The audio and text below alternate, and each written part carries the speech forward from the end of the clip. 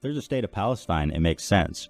But if you're in one state, all that's going to happen is like everybody is trying to bring as many people there as possible. And like by the time... I mean, everybody, like, does he mean Palestinians? Yeah, how terrifying. Palestinians have been purposely cast out from their homeland. Will want to come back. Like, we cannot coexist with them. It's terrifying. Anyway, this is Ethan Klein of the Rise of Liberal Islamophobia. Figure out ways to prevent this stuff. Like, the stabbing was happening for a few months, and now it doesn't really happen so much. And I don't even know how, but they have like their secret ways. אין חשמל, אין מזון, אין מים, אין דלק. הכל סגור. אנחנו נלחמים בחיות אדם, ואנחנו נוהגים בהתאם. When you talk about privilege, let's talk about someone who's going to UC Berkeley, paid by their parents $200,000 tuition on campus protesting Israel. Do you find that ironic? I personally think it's so ironic. It's just like, I don't know, it's kids sitting here in like beautiful California criticizing it, like you don't even know what you're talking about. What we're seeing now at Columbia, and I don't use this word lightly, we're not seeing ideological war. We're not seeing support for terrorism. We are seeing terrorism. When I grew up, I couldn't really take a bus. I was afraid of blowing up. Right. And now it doesn't really happen. So the wall did help. So should we not have a wall? Since the events of October 7 and the ongoing disproportionate retaliation by the Israeli state, both Islamophobia as well as anti-Semitism have been on the rise in the United States. And the Palestinians are taught to kill us at 2 years old! That's pretty spicy. Yeah. Do we have that one? I don't understand why left-leaning media, which is mostly Jewish, are calling people white supremacists, dude. Jewish? Did you just say that? Yeah, I just don't understand. Left-wing media is mostly Jewish? In order for Israel to maintain their system of apartheid and to justify their inhumane actions in Gaza, Islamophobia is quite obviously ingrained in Israeli society and Israeli politics.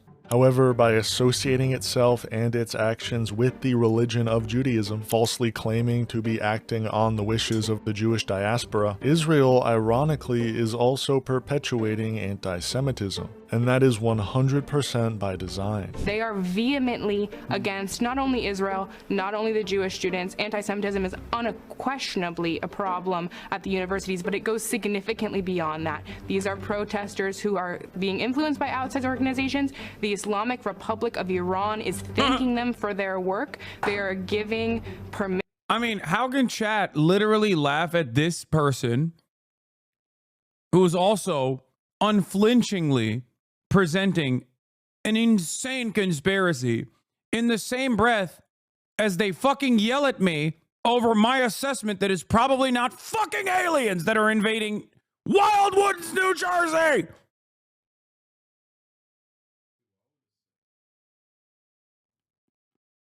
That, to me, is no different than QAnon.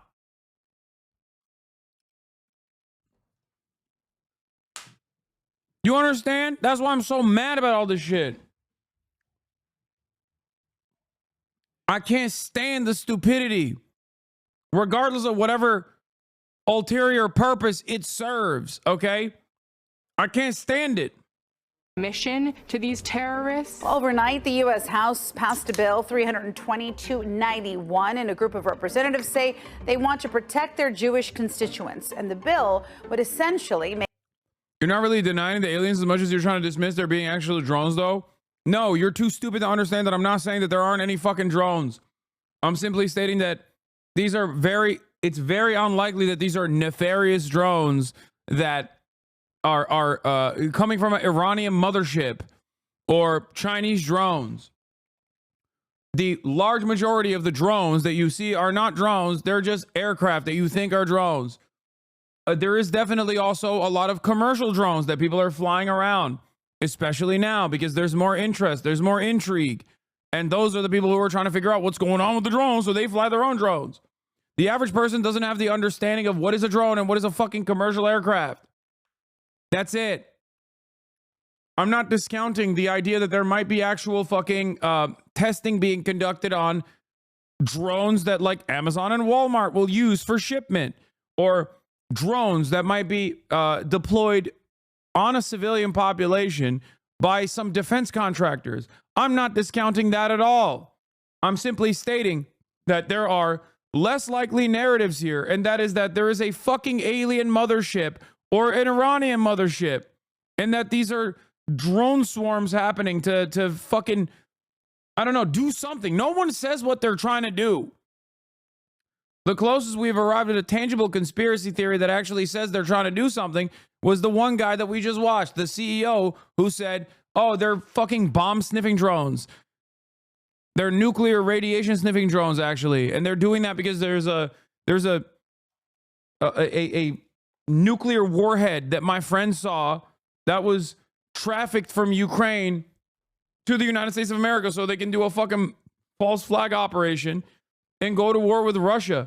That sounds insane. That sounds far-fetched, especially because if America wanted, and I detailed this already, if America wanted to use a false flag operation to go to war with a nuclear country, they would just send trainers over to Ukraine and then fucking pepper them around, eastern Ukraine. So then inevitably when they got shot, they would say, oh my God, you shot our military members. Now we have to defend our military members. We have to go to war with Russia. They won't do that because Russia has nukes. And so does America. That would be literally nuclear holocaust. They wouldn't have to do some false flag shit here in the United States of America. That's my argument.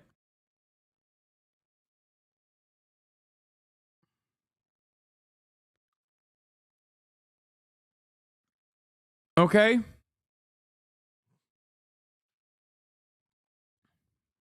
The real deterrence here in America not going to war with Russia is that they have nukes, and so do we. It's not because, America just doesn't have the right cause for it.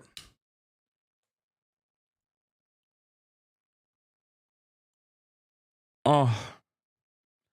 You say you don't fuck with the topic of the UAP and it shows. I love you, dude, but do some more research. Tic Tac incident is very well recorded by multiple sensors. Yes, I've seen the Tic Tac incident. I don't know what it is, okay? And I don't think it's fucking aliens. But it's okay. If you want to believe it's aliens, that's fine, okay? I've decided it's fine. You're right. That TikTok was an alien pod.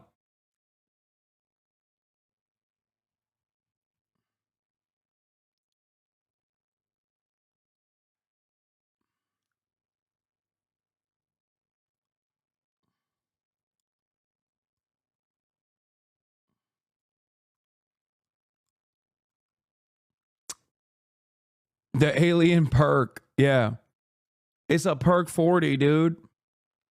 But for aliens. Make it easier for the Department of Education to enforce anti-discrimination laws at public institutions. So this bill would require the Department of Education to use the International Holocaust Remembrance Alliance's definition of anti-Semitism, denying the Jewish people their right to self-determination by claiming that the existence of a state of Israel is a racist endeavor.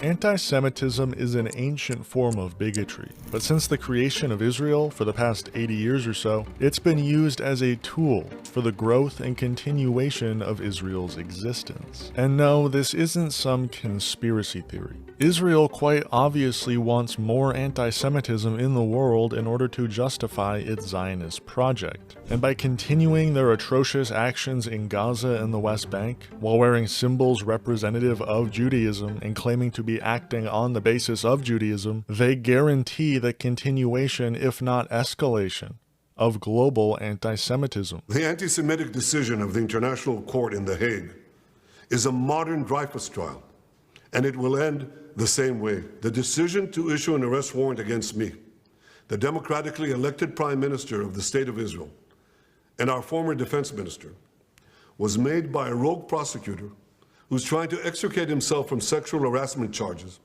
and by biased judges who are motivated by anti-Semitic sentiments against the one and only Jewish state. Sleek and stylish in this wool blend, Najiba is hot, hot, hot. It's a look that screams, look out world, I'm a woman of the 12th century. Islamophobia is also an ancient form of bigotry, and although its existence in the United States was prominent before, Islamophobia's use as a tool for manufactured consent reached its cultural climax more recently.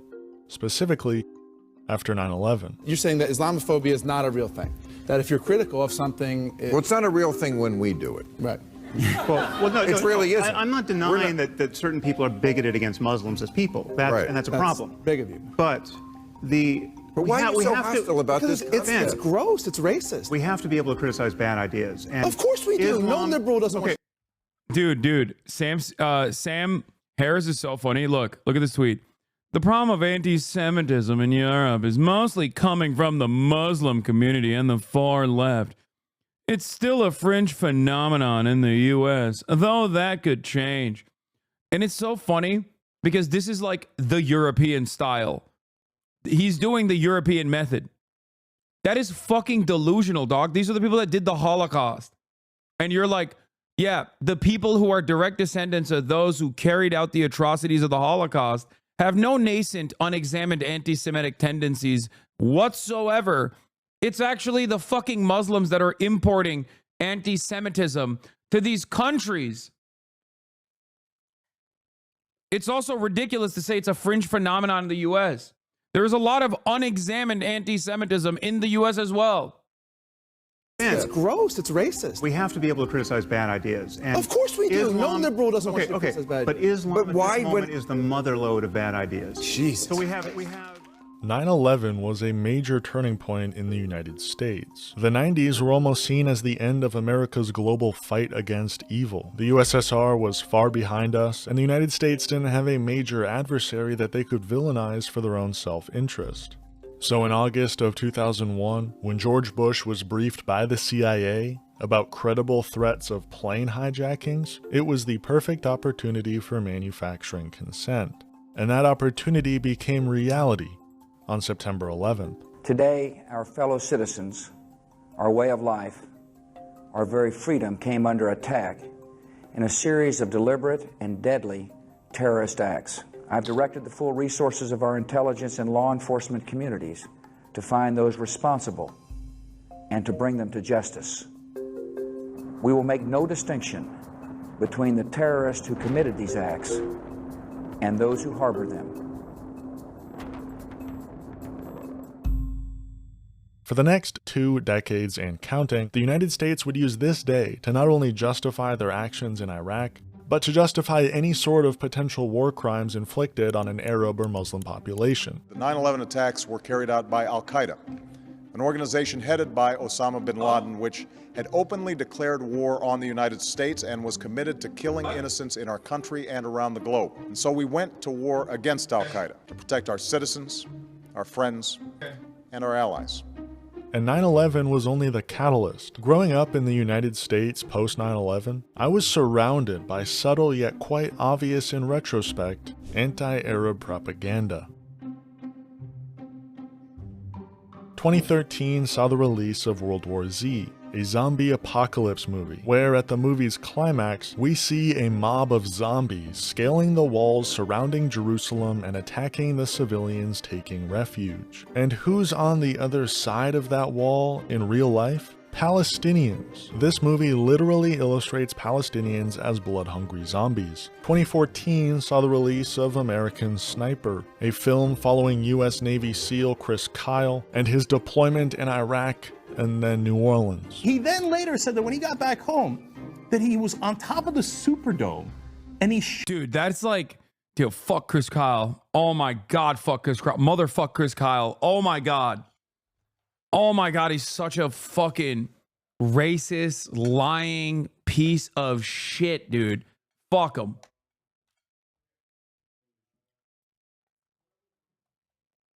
%1 annem mi aldı? Emin misin? Annemin aldığına eminsin. Sordun mu?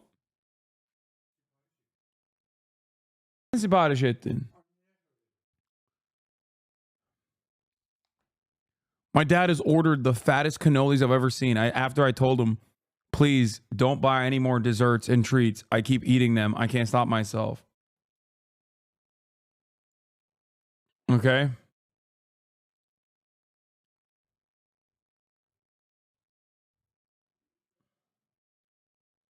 Yeah. Chris Crawd. Chris Kyle is a liar, a fraud, a racist. He's just an awful dude. Shot over 30. And the irony is the one time he was trying to do right by his fellow veterans, he got killed by a fellow veteran who he was trying to help with his PTSD. The irony is the one time he was trying to not be a fucking asshole and like, you know, try to help out a fellow veteran, he killed him. He just popped him when they went to the gun range together. It's fucking nutty. Looters during Hurricane Katrina. I mean, maybe it wasn't the best idea to take a fucking PTSD riddled veteran to the gun range, but I'm just saying, like, his intentions seemingly were good in that instance. What a preposterous lie.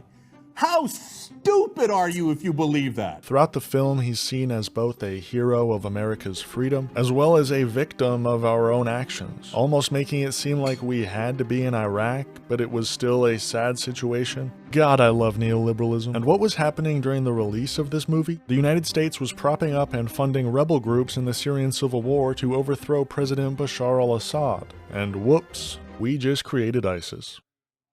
We also grew up with master works like Captain Phillips, where Somali pirates are given zero humanization or explanation for why they're hijacking ships, the only explanation being they're just a bunch of crazy Arabs. Or the beautifully innocent movies of Sacha Baron Cohen, a British man who's made an entire career off of perpetuating dehumanizing anti-Arab stereotypes. In my country, we have KFC, Kazakh fried cat. These associations in our media create an anti-Arab bias in the minds of its audience. But where those biases are confirmed is when these victims of American imperialism reach a point of retaliation, like the events of October 7th. Today, the people of Israel are under attack. In this moment of tragedy, I want to say to them and to the world and to terrorists everywhere, the United States stands with Israel. I got up this morning and started this at 7:30, 8 o'clock, my calls. Hamas terrorists crossing in Israel, killing not only Israeli soldiers, but Israeli civilians. Entire families taken hostage by Hamas. Just days after Israel marked the holiest of days in the Jewish calendar. It's unconscionable. For the past year, ever since October 7, 2023, Islamophobia has seen a resurgence in American media. Palestinians are described as terrorists who have a hidden desire to unalive Jewish people from a young age. Rudy was saying that Palestinians are taught at 2 years old to kill Americans. That's pretty spicy. Yeah. Do we have that I one? mean, Like Kamala. The other one. I could add it. And those who support the people of Palestine are labeled anti-Semites or even terrorists themselves. What we're seeing now at Columbia, and I don't use this word lightly, we're not seeing ideological war. We're not seeing support for terrorism. We are seeing terrorism. And what it was literally a vigil for terrorists. Now, I was on the University of Washington campus last week when they had this big rally. Not my shy Davide.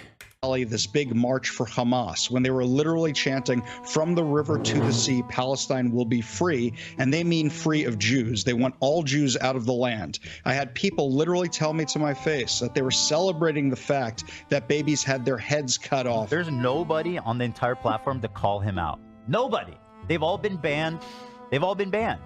Nobody. There is not a single dissenting voice with his straight up radical, anti-American, anti-Semitic, pro-China, pro-Russia, pro-terrorism takes.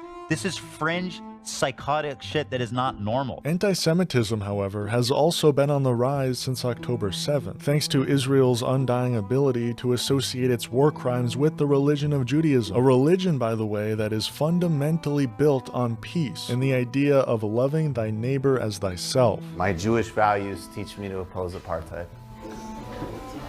Now, the reason I've... Yeah, that was Ethan talking about me, saying that I have a radical fringe, pro-Russia, pro-China, anti-American views that must be eliminated. Or at the very least, why are there no brave voices to address and criticize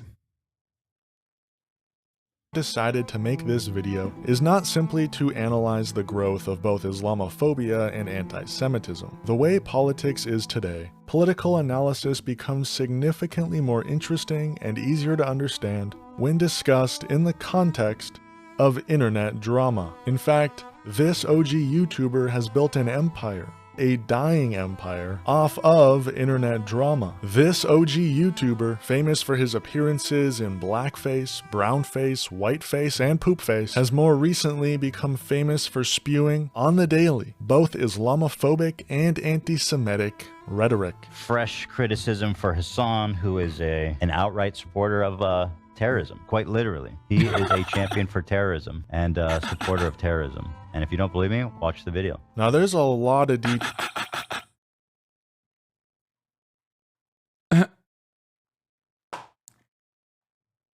If you stand up against it, go on debates, just team tag you and call you anti-Semitic again. What?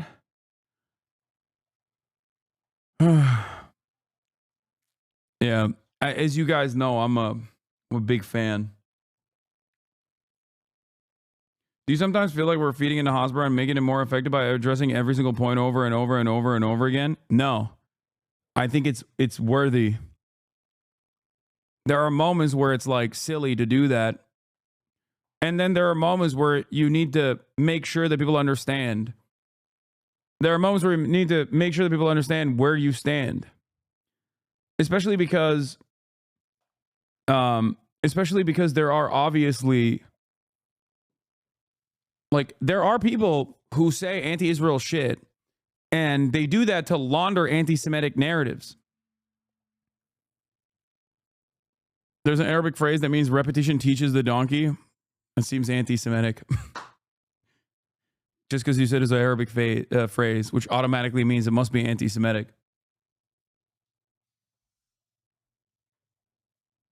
It's silly to continuously condemn Hamas every time. It's not silly to break down Hosborough lies. Yeah, for sure.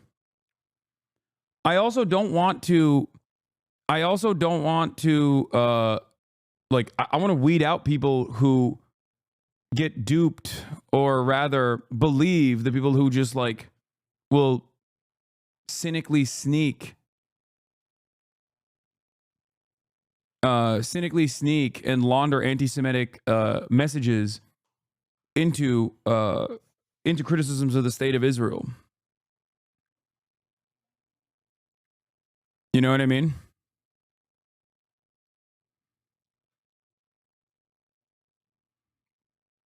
I want to make sure that people understand that there's no space for that. Now, a lot of fucking dumbasses will also cynically say, oh, he's doing this to hide from all of the attacks. Okay? He's doing this, except I've been doing this for years and years and years prior, because it's something that I do believe. Like, I don't think that there's any space for anti-Semitism, nor is there any space for Islamophobia. Details I could get into regarding Ethan's racist crash out, but I'll save that for a future video. What I really want to focus on today is this tweet, and the context of this tweet by Hasan Piker. My former podcast co-host misunderstood me when I said in America that anti-Semitism is institutionally unacceptable, but Islamophobia is permitted if not encouraged. Yesterday, he proved my point. Ethan has a long history of Islamophobia, stretching all the way back to his time in Israel. Go figure. Like when Ethan and Hila visited an Arab village, and Ethan was afraid of the call to prayer.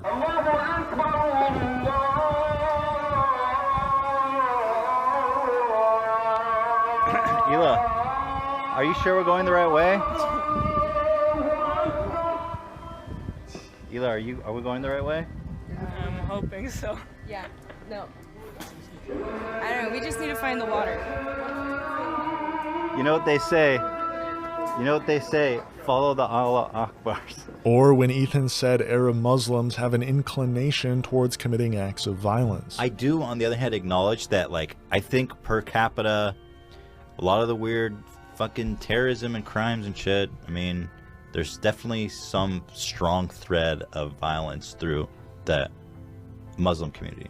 or Arab Muslims to be more specific. Or when Ela said the wall between Israel and the West Bank had to be built and was proven effective. They built a wall, and Israel should be a one state with Palestinians and Israel's all living together. They should reduce the borders and remove the gate. That to me seems like super ignorant.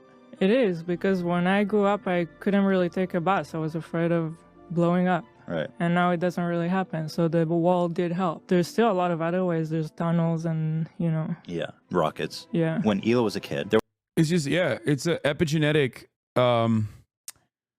it's just like genetically predetermined that if you're Arab, you hate Jewish people and you want to kill them. It's just how it is. That's why we need a wall. Yeah, it's just natural.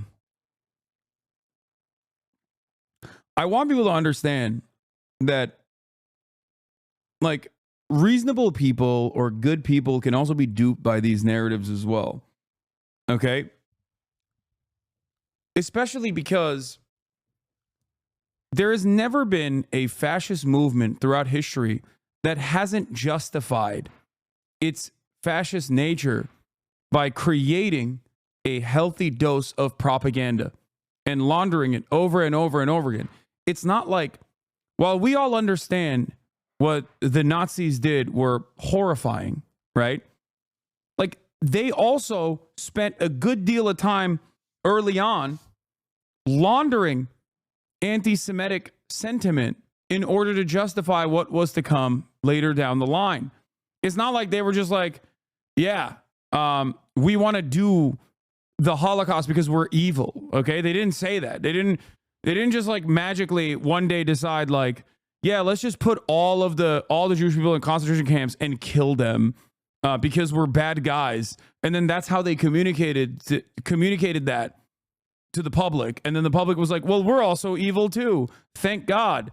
I love doing evil. Like, it's not how that goes. Okay?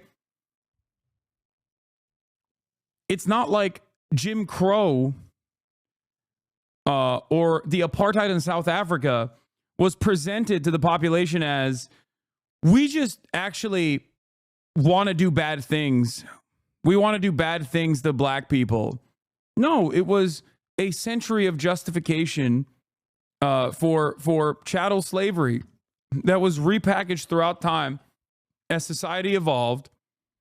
And every step of the way, those who wanted to reinstate the racial pecking order would make arguments over and over again to justify why this must exist, why Jim Crow must exist, why apartheid must exist.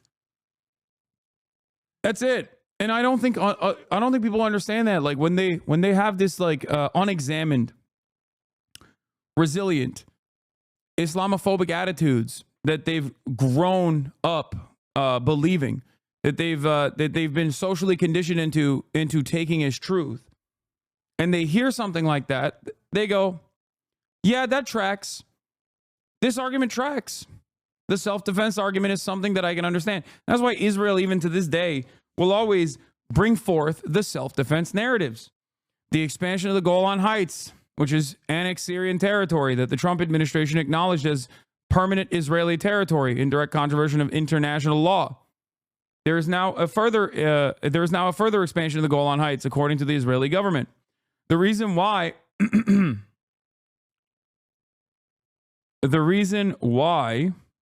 what is this? Ethan Klein, H3, 68 videos. What does this have to do with anything? Using check your privilege to excuse away fascist policy is a super crazy spin. Shit like, yeah, it's easy for you to call for civil rights for black people from a cushy big city university. We're fighting them daily. Yeah.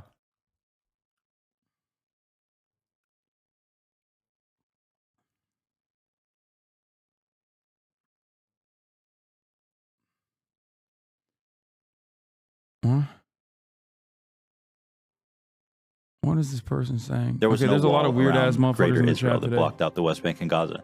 And it was like, I remember in the newspaper when you were growing up, almost daily, right? Not Suicide daily, bombs but it was weekly. happening a lot, and it was terrifying. Yeah. In cafes, shopping malls, and buses. Mm-hmm. And it was just like a slaughter. It was just a slaughter. And so they're like, oh, let's build a fucking wall then. And lo and behold, Ethan has less followers than you, Dude, what are you talking about? Ethan has one of the largest YouTube accounts out there. Ethan is OG YouTuber. He has multiple YouTube properties that are significantly larger than myself, including the H3H3 podcast. The H3H3 podcast is significantly larger than any property I have on YouTube. It's got 2.79 million subs. Their video numbers, I mean, their analytics don't look as great now as they once did, but they're still fairly popular.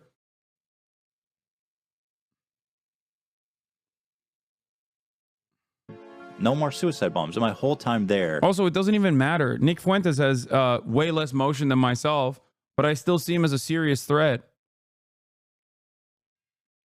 It's so weird.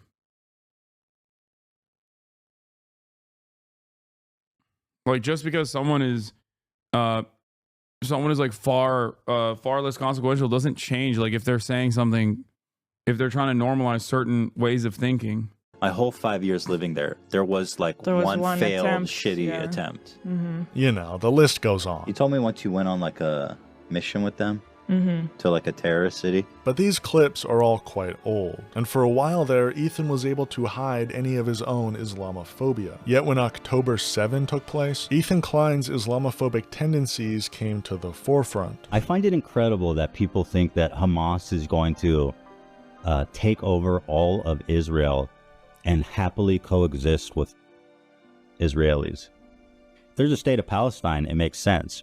But if you're in one state, all that's going to happen is like everybody is trying to bring as many people there as possible. And like by the time... I mean, everybody, like, does he mean Palestinians? Yeah, how terrifying. Palestinians have been purposely cast out from their homeland. Will want to come back. Like, we cannot coexist with them. It's terrifying. Like, this right here is this is it. This is just like, it is considered appropriate to be able to say these things. If you were to say this about black people, like, everyone would understand what the fuck you're talking about. Say it about Arabs, though. Say it about Palestinians, and everyone's like, well, maybe he has a point.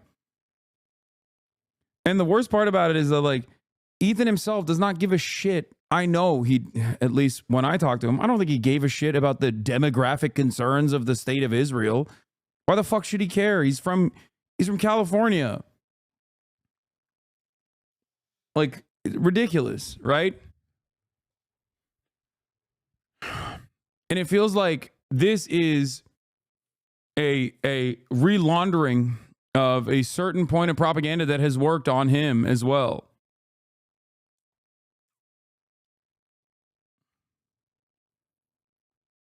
Do you understand?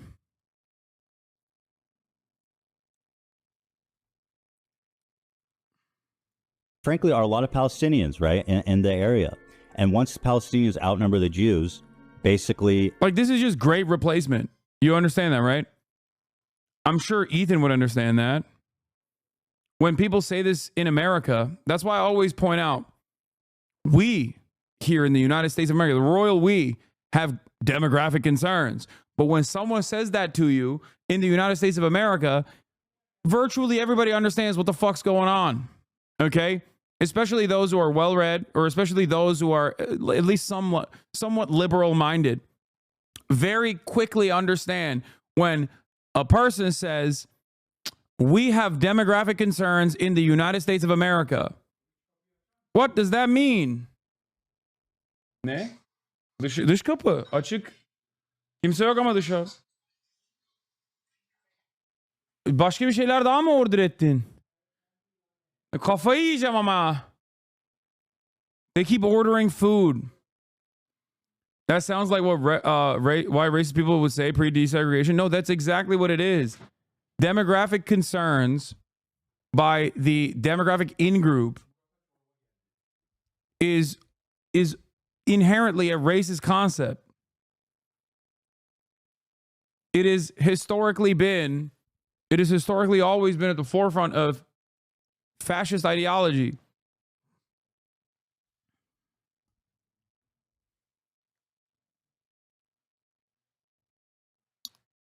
People say that now, though, too. What do y'all mean? No, I know. And we always know what that means when people say that, don't we? I know what that means. You know what that means. Okay? Yeah, exactly. The people that say white people are losing the majority argument from like 2 years ago is a fucking racist ass argument. Everybody here understands that. That is a racist ass argument. The question always is, what are you talking about? So what if there aren't a majority of white people? What is whiteness? What is the solution to that? It's a fucking Nazi argument that is portrayed as a defensive posture, as though there is a valid claim here that America must be a white nation. Why? What does that even mean? What do you mean when you say it must be a white nation? Who is supposed to be white? Who is considered white? Throughout history, if you go back far enough in time, you will get back all the way to Benjamin Franklin, who considered Germans to be swarthy and not white. Only wasps were considered white. Whiteness as a concept has evolved throughout time. And in many instances, it has nothing to do with just the color of your skin. After all, many people don't consider me white, even though I say I'm white all the time. I am white. I look white. I'm pale as fuck. And yet people say, Hasan, you're not white. How could you be white? You're fucking, you're Muslim. Your name is Hasan.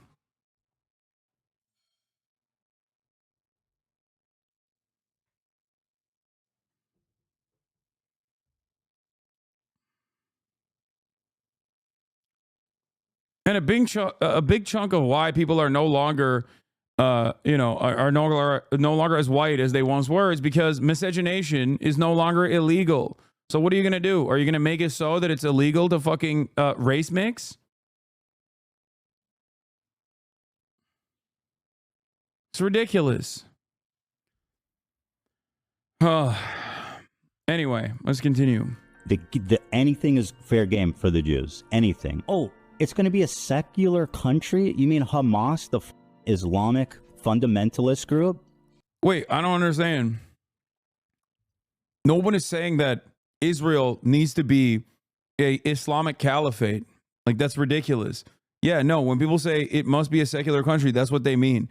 It's not like a secret way of, I haven't seen this video. What the fuck is this? I don't even know where this is from, but this is a ridiculous video.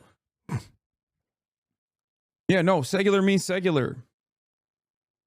As in, people can practice religion in the safety of their own homes. But it doesn't mean that they can use religious doctrine to dictate what people can and can't do. I'm fairly certain that Ethan would agree with that, especially when it's fundamentalists of a Jewish nature, like the Itamar Ben-Gvirs of the world, that get to dictate what happens in Israel, that dominate the lives of secular Jews in Israel. Is going to come out and do a secular country? What the f are you talking about? I feel like people are so deluded. They'll look at something like From the River to the Sea and be like, oh no, that doesn't mean that they want to, they just want to create a secular state and peacefully live with Israelis. By the way, segregation is not real. There's 20% of the population in Israel is Palestinian, full citizens, integrated in all levels of work. I'm beginning to realize that I just didn't see a lot of Ethan's commentary after the leftovers fallout, which led me to assume that he wasn't doing straightforward pro-Israel propaganda. Because this right here is just straight up Hasbara. Oh, there's Palestinian citizens of Israel. 20% of society, 20%. I'm sure it'll be funny if he mentions the Arab Supreme Court. The Arab Supreme Court justice was the one who actually threw the former Israeli prime minister in prison. I've heard it 1,000,000 times over. Ridiculous. And you banned us for calling that out? Yeah, I did. You want to know why? Because at the time, I was more focused on covering things that actually mattered rather than getting myself involved with my former podcast co-host. And I stand by that decision to this day.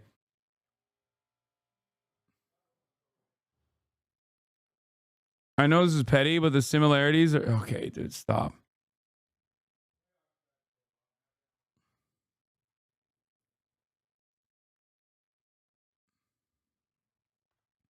He would literally talk about how he believes in apartheid state, but then would go away and say shit like this. He's so insincere. I think the problem here is that he took advantage of a lot of your charitability and still enjoys the benefits of you believing he might understand what's wrong. He's fooled a lot of us. He does use the Supreme Justice talking point.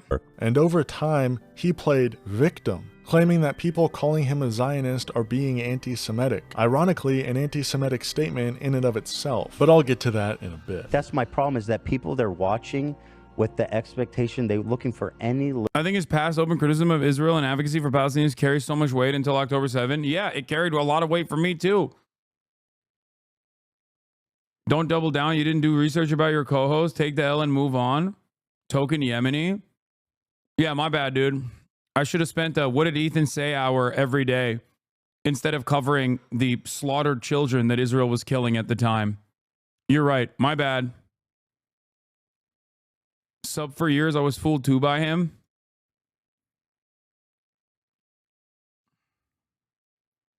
Yeah, that's what I should have done. I should have centered... I should have centered the conversation around like petty drama between me and my podcast co-host, so that like all these other fucking parasitic drama farmers could like attach themselves to that conversation as well. You know, make money for everybody, and every single day not talk about issues that actually mattered. You know? And you're doing it right now, dude. You're the one claiming he was a friend. At least admit to it and say you're sorry. Aw, does it hurt your feelings? Does it hurt your feelings that I didn't know the full scope of his commentary? Oh, I'm sorry. Talk to me when he spends, I don't know, a month and a half actively trying to get you deplatformed, okay? Are you the real victim here? Are you the real victim here, chatter? Do you feel so, are your feelings hurt? Are your feelings hurt that I covered genocide instead of whatever the fuck Ethan was talking about? My bad. Well, you banned people for calling him out before? Yeah, I did, because it was irrelevant at the time. And I was right to do so, and I still stand by that, okay? I'm so sorry that your feelings were hurt. Yeah. Do you not hear what I'm saying? Do you not hear the words that are coming out of my mouth? At the time, covering Ethan would have been irrelevant, regardless of whatever kind of fucking Hasbara that he was churning out. That's what I'm saying. Would you rather have me cover your personal anger and resentment that you had, the personal frustrations that you had with a podcast host that you had a parasocial relationship with, or cover the act of genocide that was ongoing? Oh my God, there's another fucking... Okay, this is out of control. Baba! Baba! Bir tane daha geldi. They ordered even more people. You say you don't care about drama shit while covering more important stuff like open genocide. Chatter still send links after that and got the hammer. It's their fault, not yours. Yes, exactly.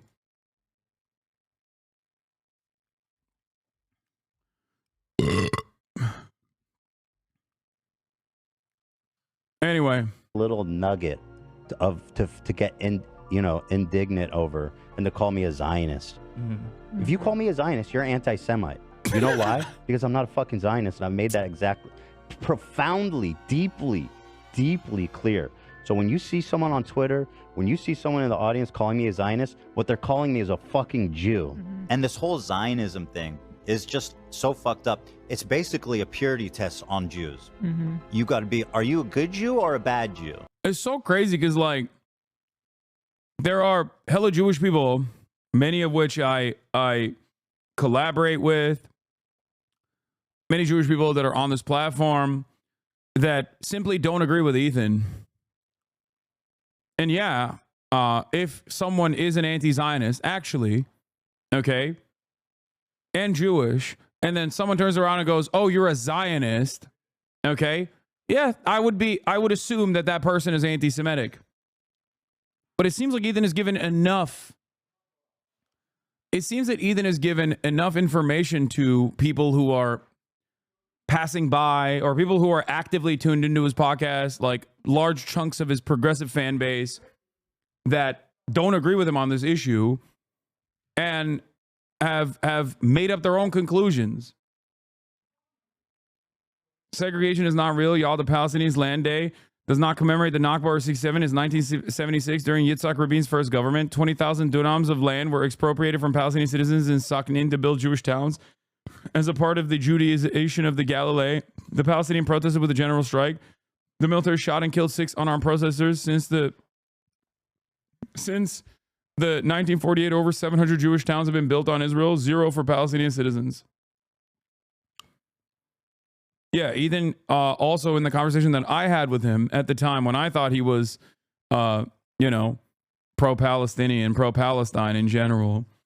At that time, when I did give him a longer, a lot more bandwidth to speak his mind, when he said the Jewish voice for peace could be akin to to capos. I personally thought that was an insane thing to say, and if you go back and watch, so much of my back and forth with Ethan could be demystified. If you go back and watch that last conversation that me and him had, it's on my YouTube page. You can go watch it. Okay? You can go watch it, and you will see a lot of the conversation, a lot of the back and forth we had. We covered a broad swath of issues. Okay? And in that moment, I genuinely were like, Hasan just said that you're having Jewish people make a distinction that you're an anti-Semite. Wait, what? He's right. They have a machine that's trying to separate. What the fuck? What are you saying? I walk through public hallways if that's right. Surely another existential crisis. See, I love Gabor Mate, is one of my favorite Jewish people. And then, what? When he was bombarded by people that broke my heart. You're in your own cloud. People notice that there's no way people can know how bad the problem is now. They just have to check in with Jewish people to see they're going to get a horror story. He's right. They have a machine that's trying to separate the two of us all the time in public. You're an anti-Semite, is Hasan saying. Hasan just said you're having Jewish people make a distinction that you're an anti-Semite. Wait, what? Yeah, but you're that guy who watches streamer buddies acting like terrorists and you laugh only to come back. The Holocaust and genocide back to back. Think of a mental gymnastics is unreal. What the fuck? What year did you start not liking Jewish people? 1955? This is a schism here? What the fuck is this person saying?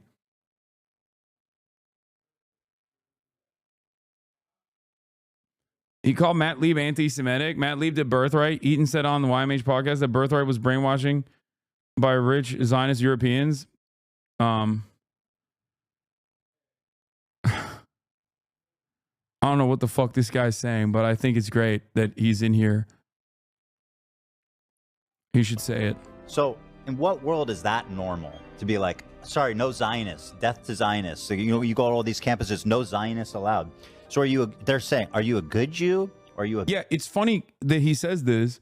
And if he were to actually critically examine the situation, or at least talk to a singular organizer on campus, he would very quickly recognize that most of those campus protests were organized by Jewish groups, like Jewish Voice for Peace, Students for Justice in Palestine. They were incredibly diverse. And there were many Jewish anti-Zionists that were leading these protests. And that's not tokenizing them or using them as a fucking defense mechanism in the way that people cynically claim it is. It's because they also were upset with what Israel was doing. They also understand Zionism in the same way that we do, which is that at its bones, Zionism, in its current inception, in its modern iteration, in the way that it works, and some might even say certain variants of Zionism initially, are a fascist ideology. That's it. It has the same exact in-group, out-group dynamic. It is built around uplifting an ethno-religious supremacist ideology and dominating the indigenous population that Israel has sovereignty over. It's so crazy. It's not shocking that there are plenty of Holocaust survivors that have initially started off thinking, oh, sick, a homeland. This is going to be awesome. And then very quickly realize what the fuck is up. Albert Einstein is one of the most prominent examples of this. This is actually what I talked about extensively, not only on the Cambridge speech, but I focused on this a lot more on the Oxford Union speech. And I'm very excited for it to come out. Hopefully it will eventually. But I talked about the dangers of falsely conflating the actions of Israel with Judaism. To be fair, Einstein's view when it came to Israel was way more complicated. Yeah, but as someone who fucking fled Nazi Germany, he very quickly understood and warned the inception of the Israeli state as something that was of a fascist nature.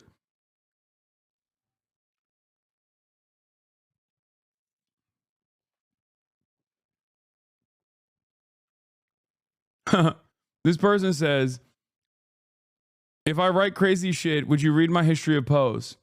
And this person responds, nah, he just ban you and get chat to turn on you.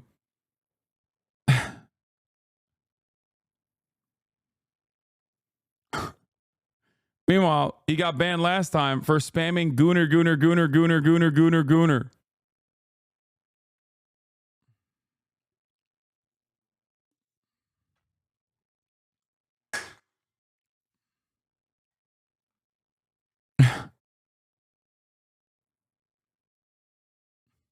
Bad Jew. That's the conversation. And again, I emphasize this because I don't think people appreciate it, but 90% of the world's Jews would be considered Zionist. For the most part, Ethan didn't mention Hasan once, or vice versa, for the past year. And although Ethan decided to end leftovers, and thus end any discussion regarding Israel-Palestine, the topic did still make its way into an episode here and there. And it was still quite clear that Guy is just resegmenting his audience to that very specific left-hating online liberal audience. Long-term, his specific pitch can't work with neocons or more anti-imperialist progressives. Maybe he pivots harder, right, in a year or two if it doesn't yield. No idea if it's thought out or organic. I think it's organic. I think people just desperately look for validation online. And I think it was a big schism when the progressive audience that he had organically cultivated from having a genuine change of heart did not agree with him at all. So he was like desperately looking for validation on the one hand, which Destiny's community gave him full throat, full throated support, love bombing his ass. So he started frequenting those that Reddit more and more. But then also he just couldn't comprehend how so many people in his audience were like against them. So he thought, oh, it must be because Hasan primed them. It must be because Hasan is the reason. These people could not have organically come to this conclusion. And because he's a very stubborn guy overall and hyper fixates on certain things and just like never gives up, I think that's my assessment. I can't know what someone's what is happening in someone's mind, but my assessment of the situation is that he just like needed to find someone that was responsible because it can't be him. At no step in this process could it be his own personal communication on the situation, making people arrive at this conclusion that he was defending Israel. Okay?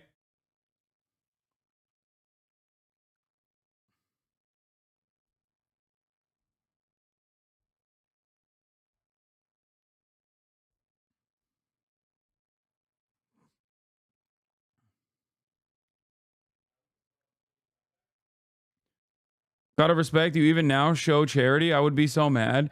There's no reason to be mad. There's nothing you can do about these sorts of situations, Like, I'm not going to be like, oh, he was always this like massive pro-Israel guy or whatever. Defending Israel from what exactly? Criticism? Yeah, no, I think look, for a lot of Jewish people especially, like, yeah, they see anti-Semitism rising.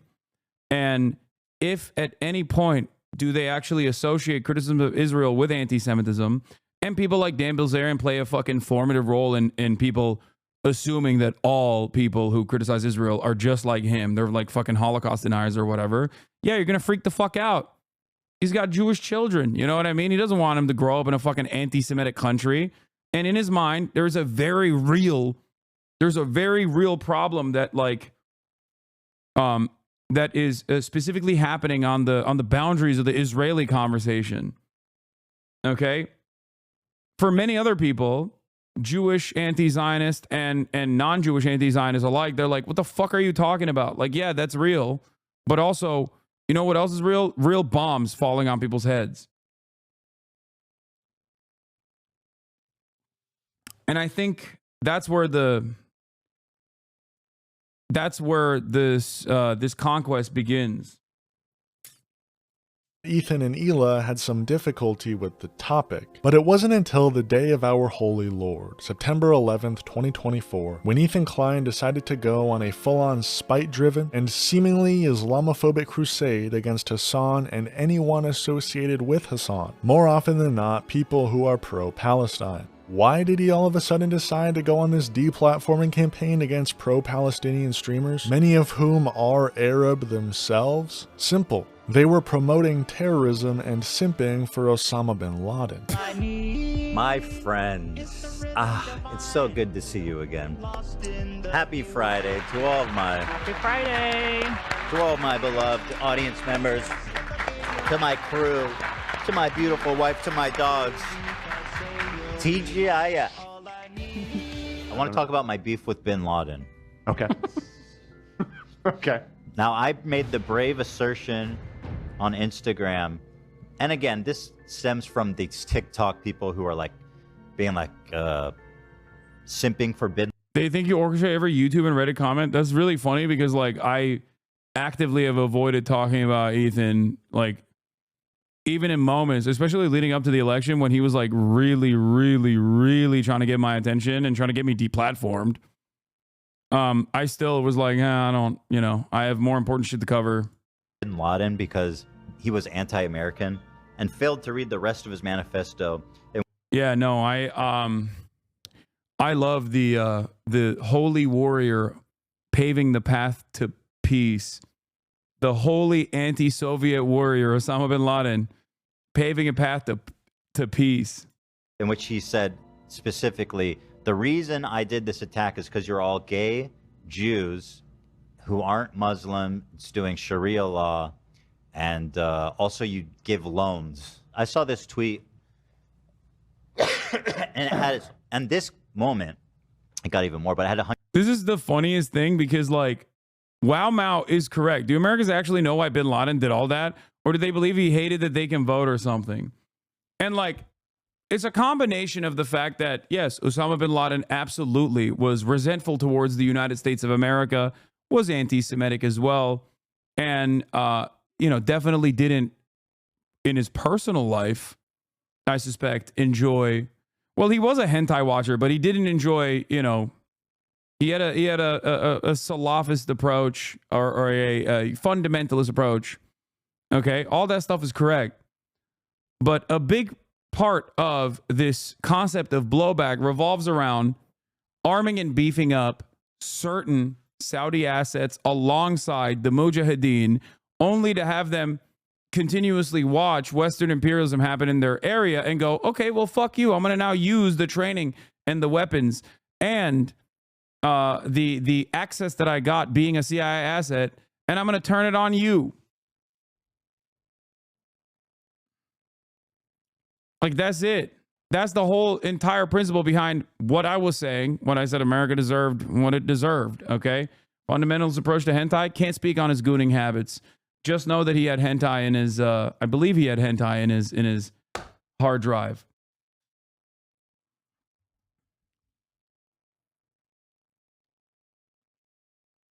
Yeah. The irony, of course, is that the pivotal moment of my 8/21 America Deserved conversation quite literally stemmed from Daniel Jebediah Crenshaw, okay, Texas 2nd District Congressperson, unironically telling Joe Rogan, yeah, you don't understand, Joe. They hate us because they ain't us. That's what he said. That's what fucking tilted me into having that heated gaping moment. Okay? That was what was, and Ethan knew all of that. I've had conversations with him about that. So I'm shocked that he's taken a very different approach here. He was much more understanding of what I was saying back then. 160,000 likes, 9 million views. So there's a lot of people on Twitter who are like, yeah, this is... He did quite literally hate Americans because they could vote and hate our freedoms. This guy's onto something. Do Americans actually know why bin Laden did all that? Or do they believe he hated that they can vote or something? And what's interesting to me is that when I actually read his writings and learned about it, it occurred to me that, like, holy shit, that is kind of why he hates us. He did quite literally hate Americans because they could vote and had freedoms. He specifically states in his writings the reasons: homosexuality, lack of Sharia law, drug use, lending of money, and letting Jews run the country, or the world, frankly. Please read his writings before regurgitating. Osama bin Laden did it because of burger. He was like, no burger. You put bacon in that? That is big haram. You eat burger with bacon? Big haram. We must do 9/11 now. No. Yeah. Yeah, no. He hated Americans because they could vote. Okay. I don't want to dive into the weeds of this, but I think he's misunderstanding what he was talking about in terms of Americans being able to vote. I think he was... I don't recall what he wrote in the letter to America or whatever, but I'm pretty sure... The thing he wasn't saying was that the Americans have the concept of voting, and I hate that.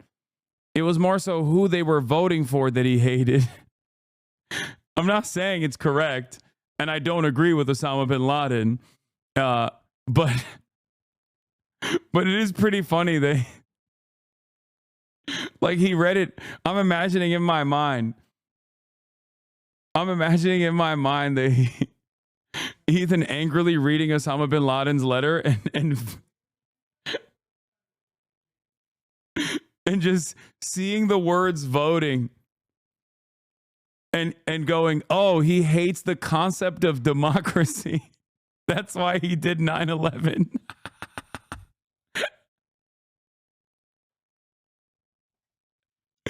Like, he is a principled monarchist.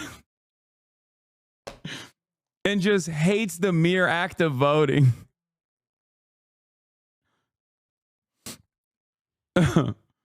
Oh, Jesus. This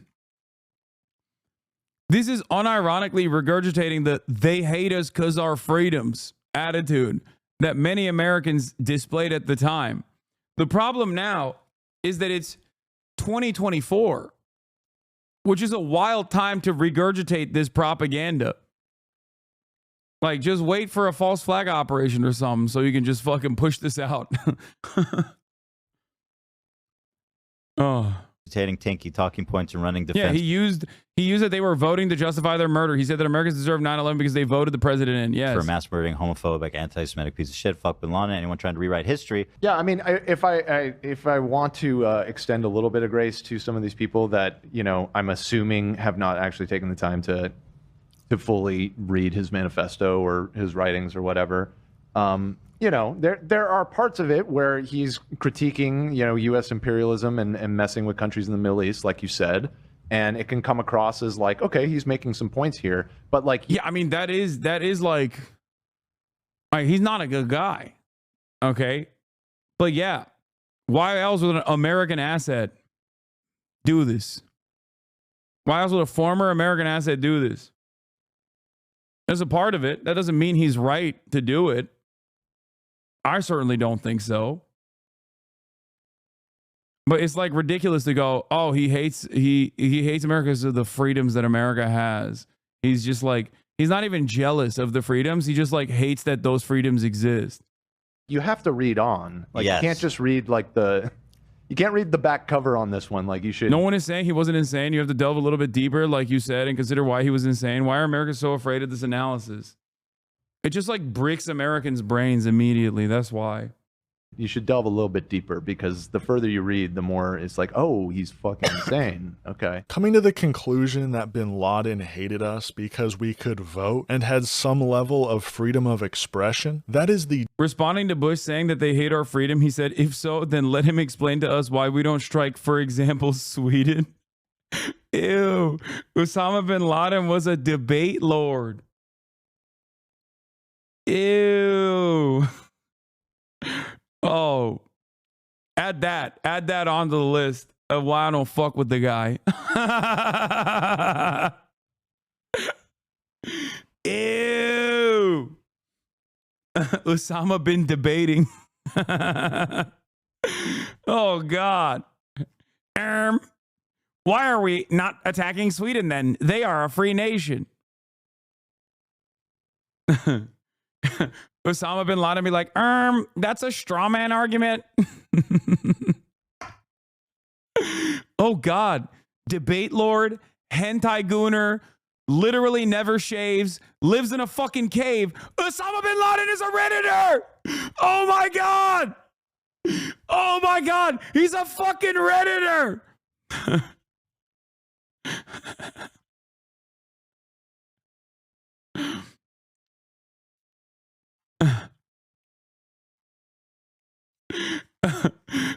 doesn't fuck with women.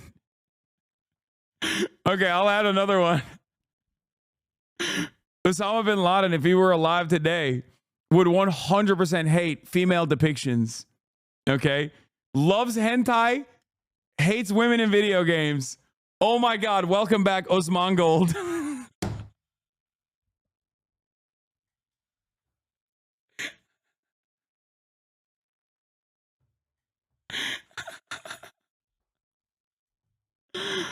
Oh, dude. Okay.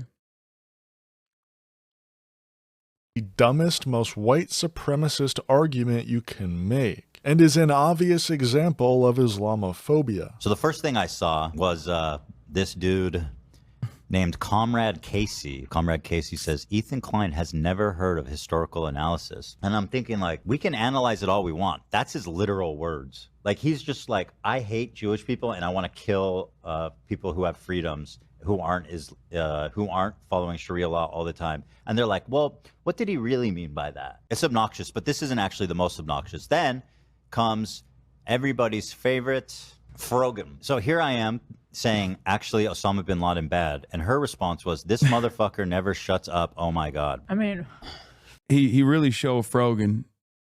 He really showed Frogan.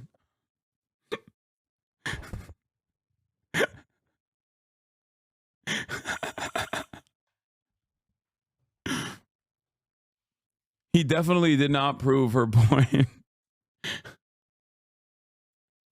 you could shut up yourself. It was this collection of leftists on Twitter giving a correct analysis for what transpired 23 years earlier that officially marked the beginning. Okay, to be fair, people didn't even offer any analysis. It's just like the first account is Wow Mao making a joke. And then it's like Ethan being like, no, you don't understand. They hate us for our freedoms. And then other people dunking on that take. Like, this isn't a serious back and forth. This isn't like real discourse. This is just like people getting mad.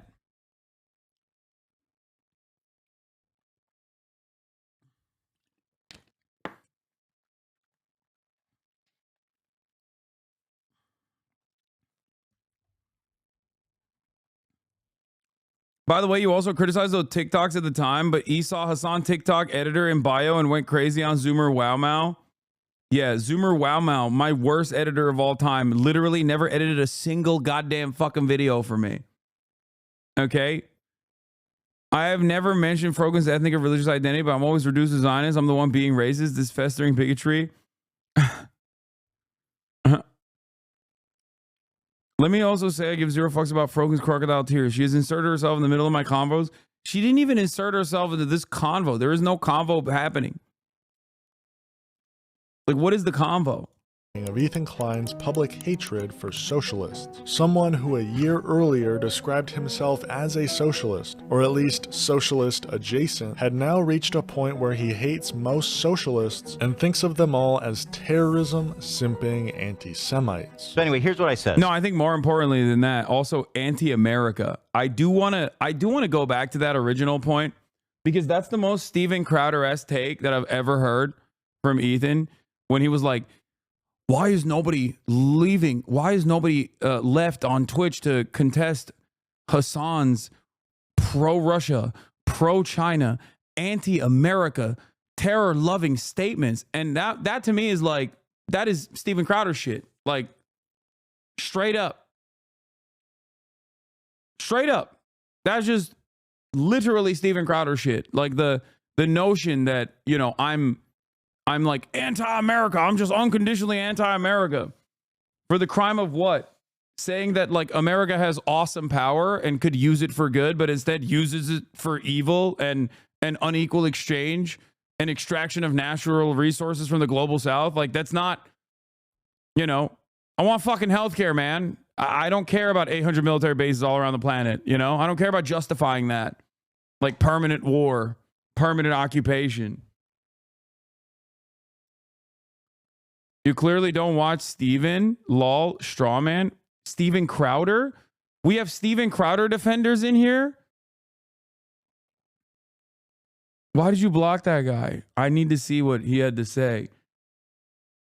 Saying that I'm anti-America, like saying anyone who criticizes American imperialism is like anti-America is just straight up like, it's not even just Steven Crowder. It's most right-wing reactionaries. That's the way they operate. I know this better than anyone else because guess what? I've been in their crosshairs a million times over. It's crazy to openly admit that you're a Steven Crowder fan this far into his demise, by the way. So respect. Unless I think this might be like a Diddy G guy who got lost in the sauce and thinks I'm talking about Destiny. I assume.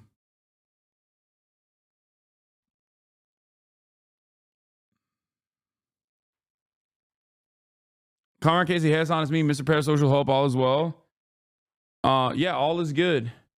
Good video. Why don't you go on Tim Pool? I don't care about any of you guys, lol. What? Why would I? Wait, what?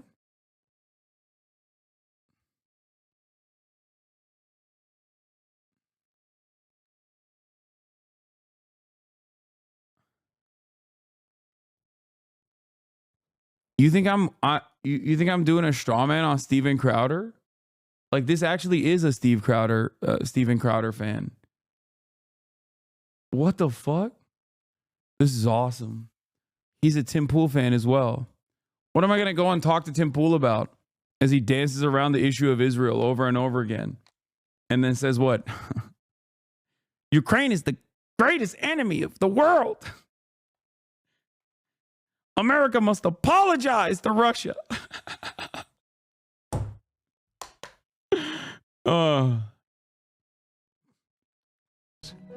Why I hate most socialists. Let's take a look at Deprogram, one of the most popular socialist subreddits, and a show frequented by Hasan.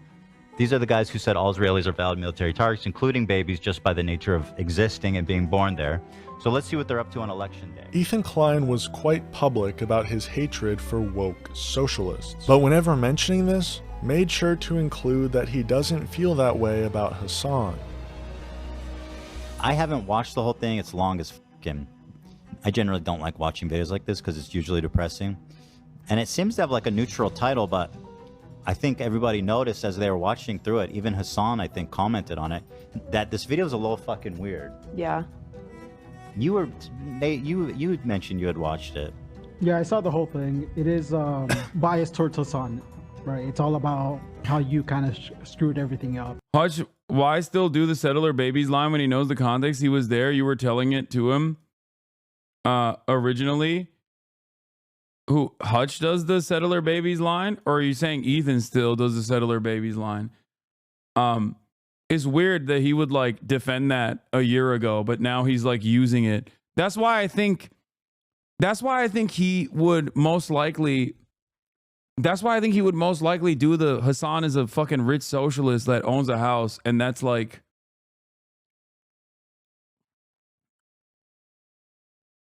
That's you know, I suspect that he'll like inevitably move to that point as well, because I think he was doing like the Hasan is pro-Russia shit as well.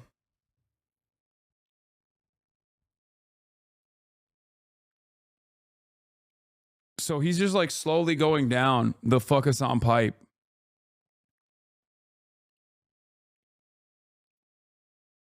Like I assume that, yeah, he just wait and see what the Reddit is saying. Just wait and see what Reddit is saying. I don't fucking care. And pretty much the core of the video is that you became like a debate pervert who then challenged Hasan and lost. Even Hasan was getting like frustrated watching it, and he was confused, and he was like, "This is fucking weird." No, I was frustrated with my chat because I feel like most of this subject devolves back to personal parasocial dynamics and doesn't stay on message and doesn't stay on the issue at hand. Okay? And to be fair to people in my chat at the time, I did not know the entire scope of Ethan's commentary on the issue of Israel. He hired a Ukrainian woman and brought her on stream 3 times to talk about how anti-Ukraine you are. She said you should watch Willie Mack and David Burns videos. What? I think one of the funniest things that I found out in the original Willie Mack video was that he literally, in terms of like how he was presenting me as a pro-Russia guy, he used a clip where I was actually criticizing Russia invading Ukraine and implied that I was actually saying it in a pro-Russia manner. It's just wrong. Like, I don't know. I mean, I guess if you're actively and desperately looking for any sort of clip or any sort of video that says like is good, that says like fuck Hasan, and you need like some additional moral justifications for it, then yeah, go ahead. But it's just sad for me to see this as a Jew because Zionism's narrative omits any Jewish figure that dared to act outside its framework. Think of influential figures like Gershom Scholem, Martin Buber, Yehuda Magnus, Arthur Rupin, R. Binyamin. Think of organizations like Brit Shalom, Ehud, and Motzben. If you have heard more than one of these, that's the point. It's art. Tina, decades of carefully crafted stories to tell everyone the most progressive of us that there is no alternative. Okay, I don't know any of these people. I won't be honest.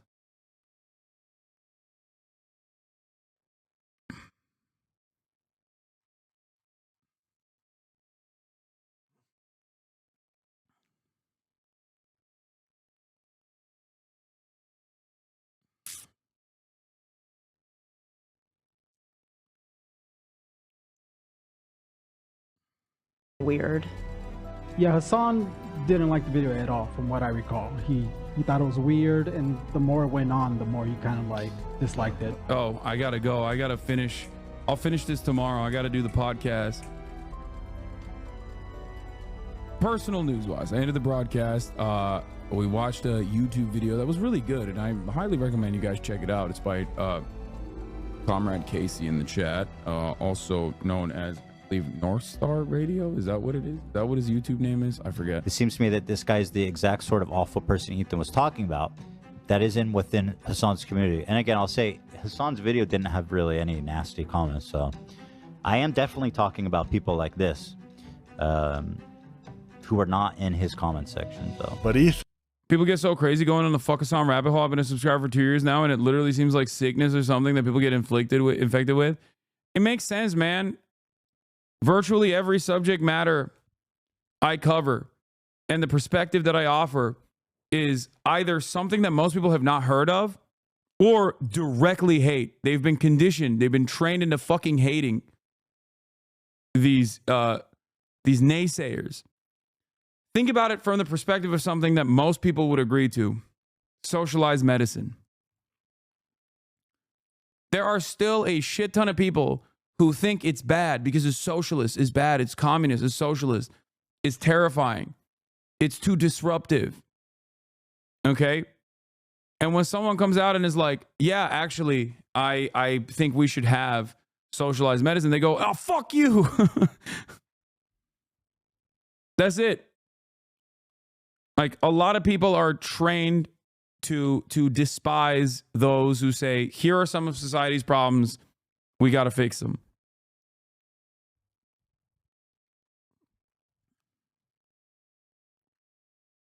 Ethan could only keep that lie for so long.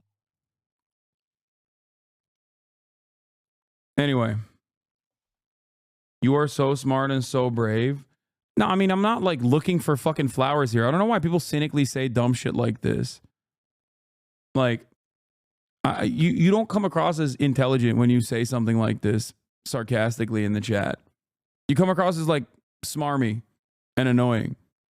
That's not what I was saying at all. Okay, calm down.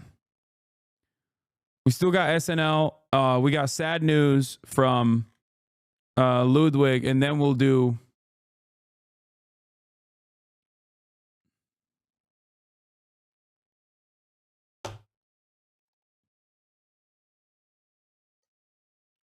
another side problem. I just graduated nursing school and cannot dig myself out of debt because I'm in it. My account is negative because my mom took all my money. Yeah, that's why socialized medicine also has to accompany free college education as well. An upcoming NSR video will be deep dive into Hasan's skills or lack of thereof in the game of basketball. Looking forward to it. Okay, bro, chill.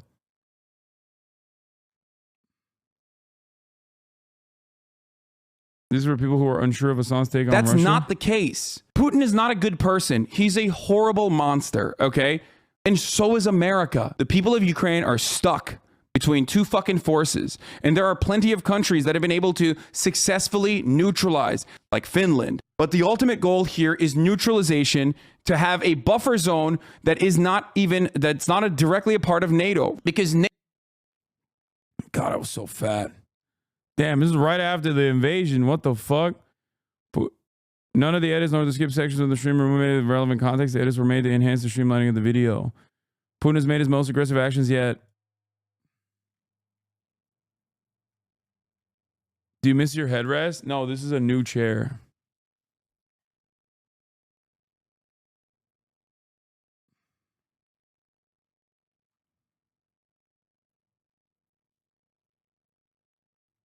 I spoke too soon. I was wrong. Finland has been NATOized.